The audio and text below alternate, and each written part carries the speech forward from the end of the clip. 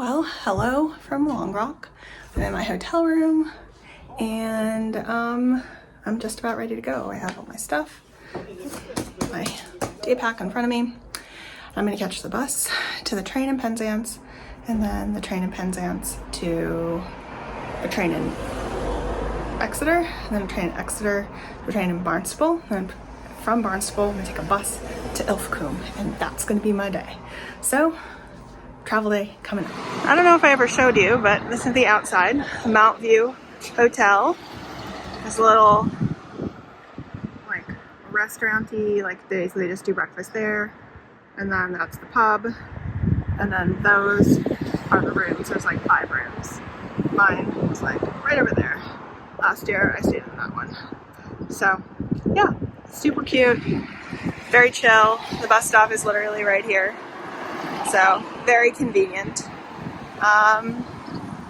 Yeah, and then Penzance is that way. It's like a 10-minute bus ride, if that. And then Zion is that way, and it's a 5-minute bus ride, if that. Yeah, so it's like a mile and a little bit to Zion, and it's a little under 2 miles to Penzance.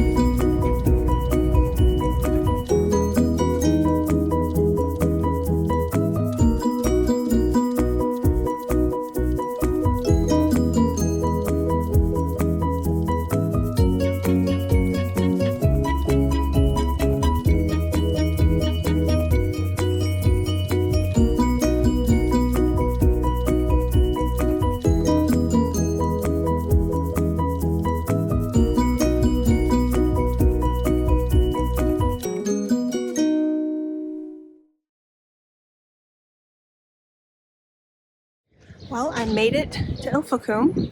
It's this very cute little seaside village. A little smaller than places I've been in. More of like a harbor town than a beach place. Very cute though. It's a little hard to get to.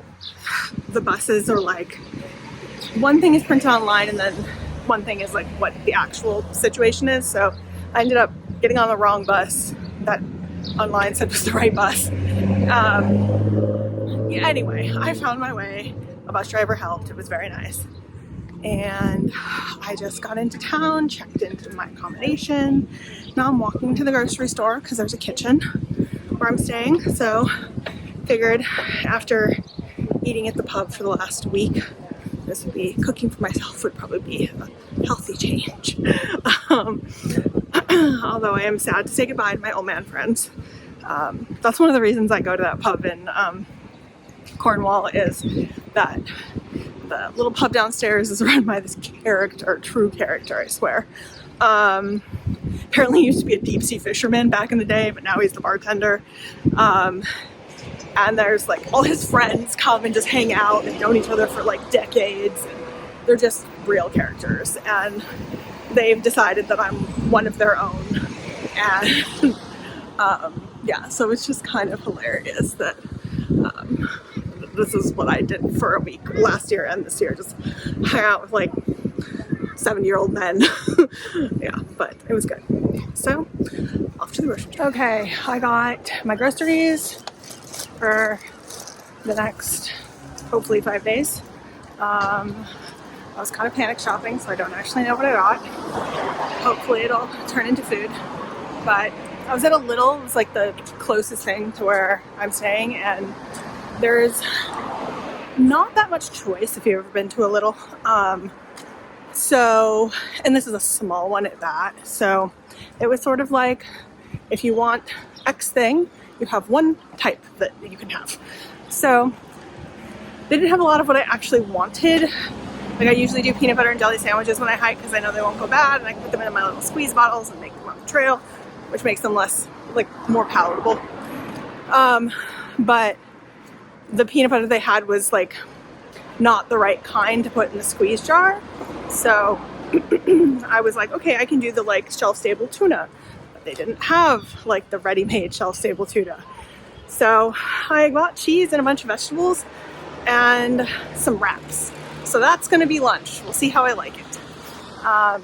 And then I also bought stuff like some random stir-fry stuff, like a kit, which again, I've never had hoisin sauce, and that's the flavoring it is. So we'll find out. We'll find out. But hopefully I didn't just make bad choices.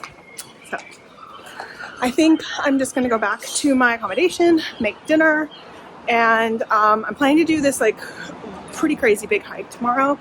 So I have to be up really early for it. It's like, I don't even know.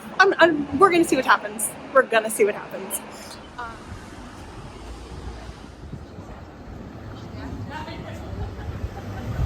Hi, I actually decided to go for a little walk because I've been sitting so much and it's kind of beautiful out. Like, there's some blue sky. I don't know if you can see it. There we go. I mean, there's also this ominous cloud, but you know, you gotta just pick the angle to look at. I came down to the harbor area. All the cute little boats. It's lovely. It's just like a little fishing village. It's gotten a little touristy, but not so much that like it's overrun, just enough so that there's like stuff to do. There's restaurants, chippies, ice cream places, a couple little tourists like trinket shops. There's the Lundy Island tours, which is like, I think the the like worker at the place where I'm staying was talking about that it's like an island, it's like a 2-hour boat ride or something, and you go visit the island, you walk around and stuff. Sounds appealing except for the boat ride part. Boat rides like that are not my fave. So yeah, I thought I would just come take a look at the lovely harbor and at the weird statue that's right there. There. I'll get closer. The sun is directly behind it, so it's really hard to see, but it's called Verity. It's quite an imposing figure on the harbor. It's supposed to be like a metaphor for truth or something, something, something. And I've climbed up there before. Last time I was here. It's I mean, it doesn't look that big anymore, but when I climbed it, I wasn't hiking it, so it was pretty massive. But it's a beautiful view of the harbor from like right at the tippy top there. Okay, take a little bit better from this angle. So it's like a woman's pregnant body, and half of it is like skeletal, and like it's like the skin is pulled back. So you can kind of see like the fetus like right there, and the other half is like skin. In the front, she's supposed to have like the sword of justice, and then behind her is like she's hiding the scales. And so this is the North Devon coast. It's definitely a different vibe than Cornwall and Dorset. It's beautiful. I mean, it's also golden hour, so that's helping the situation. You can see some remnants of what I think is an old pier here, and then they just like literally built the new one on top. And there's that Verity statue. You can see a little better now, so you can kind of see. And then there's the kind of more cookie cutter part of the town over there. And then the town goes back in that direction behind this hill. This is this church, St. Michael's, I think? I don't know. It's a little chapel on the hill. I went up there last time. It's a beautiful view. Then there's that other little mountain over there. That's by the promenade where I was walking to the grocery store. So I have like gone out and explored all of these when I was here in 2019. And then walked this direction to the next little village over, which I think is only a couple miles. It's called like Hele or something. It's like Hele.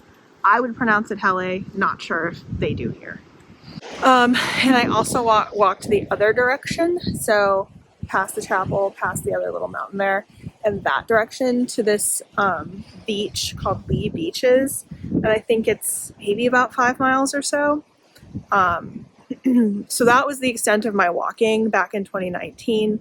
And it was kind of my first realization that like, oh, there's this path that goes like an incredible distance around southern England, because I was on the path in both directions. So come here to kind of extend out what I've done and do a little bit more. Some things that I notice about here, which I remember from 5 years ago, is that there's a lot more plant life. So even if you just look at that, like all the dark stuff, that's all like bushes and the stuff I hate. And I remember it being very planty. So we'll see how I fare. I've heard that it's quite overgrown in the section that I'm going into tomorrow. So I'm mentally and emotionally preparing to bushwhack. I am also bringing all my rain gear because it was misty rain when I got here. So who knows if that's going to happen tomorrow. And even if it doesn't, everything's probably a little damp from today. So the plants are all going to be wet. So they're all going to get me wet. So again, all my rain gear is coming with. It doesn't look like it's going to be very hot, so I don't think I have to worry about that.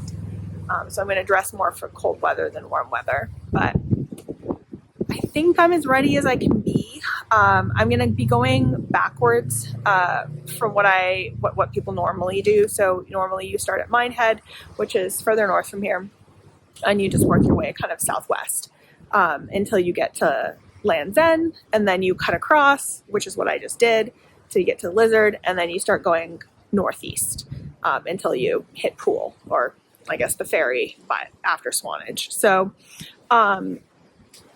I'm going to do this backwards. So the section I want to do is between Linton and Coombe Martin. So I'm going to start in Coombe Martin, and I'm going to go up Hangman, Great Hangman maybe, which is the tallest point on the path. And I think it's about 1,000 feet tall. So it's like a little mini mountain. And then the path continues on and is up and down and up and down and up and down. Now, I'm doing it this way because I'm closer to Coombe Martin. It's like a 15-minute bus ride than I am from Linton. And Linton buses are kind of obnoxious. You have to go all the way back down to Barnstable and then up. So it's going to be like a 2-hour ride. Now, I would love to start at Linton and then come back this way.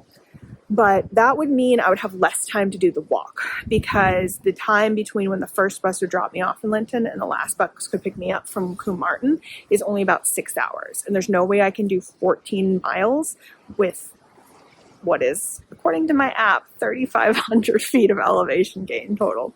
So I'm going the other direction. So I'm doing the 15-minute drive first, and then I'm getting to Linton because they have buses that come much, much later. So my idea is that I'm going to start at about 7 a.m.